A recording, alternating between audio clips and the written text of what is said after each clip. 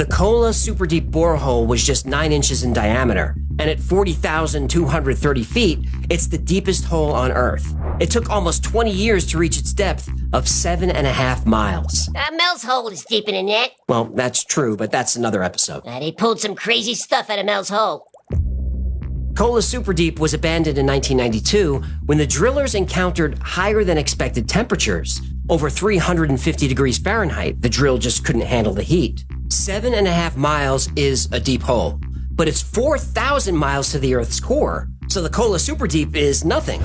And since grade school, we've been taught that the Earth is made up of the crust, the mantle, and the core. And the core is 2 layers. The outer core is almost 1,400 miles thick and mostly made of liquid iron and nickel. The inner core is a solid sphere with a radius of about 750 miles. And the inner core is thought to be comprised mostly of iron and some nickel. But if we've only dug 7.5 miles down, how do we know for sure what's down there? Well, we don't. But by using different methods, scientists can take a guess.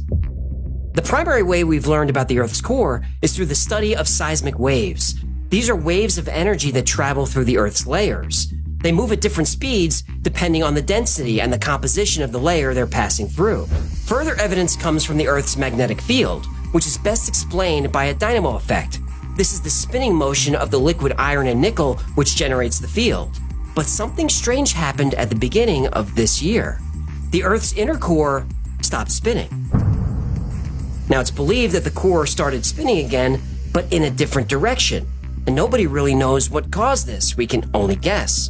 A few months later, it was determined that the Earth has an inner core of solid iron about 400 miles wide. So new discoveries are always being made, and everything we know about the inner Earth is just educated guesses. Why couldn't the Earth be hollow, or at least have enormous hollowed out spaces that could support life?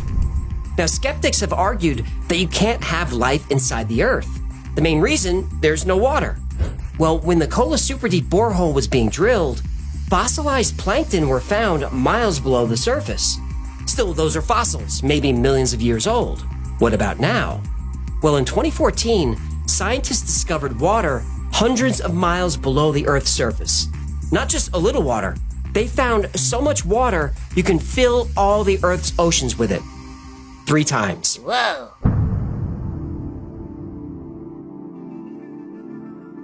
Most of the Earth's water is not on the surface, it's inside. This water exists between 250 and 410 miles under the surface in an area called a transition zone, a buffer layer that separates the upper from the lower mantle. Now, if there's water down there, I wonder what else could be down there. Well, in 2019, geologists from Princeton University published a study that surprised everyone. They used supercomputers to analyze seismic data from some of the largest earthquakes ever recorded, including the 8.2 magnitude quake that hit Bolivia in 1994. Earthquakes that big reverberate through the entire planet. We may not feel them, but seismographs can detect them. Analysis showed that beneath the surface of the Earth are vast plains and mountains taller than the Himalayas, all deep within the Earth. How deep? 410 miles, the same depth as where the water is found, the transition zone. So what about the entrances at the poles? Well, pictures are hard to find, and they're allegedly all altered by NASA, which we know they do. But there are a few photos and videos out there of the poles that show something strange. These photos were taken by the SS-7 satellite in 1968. In one photograph, the North Pole was covered by clouds. In another photograph, the same area had no clouds, revealing a massive hole where the pole would be. This was taken from the ISS in March of 2015. NASA says that's a typhoon. Fair enough.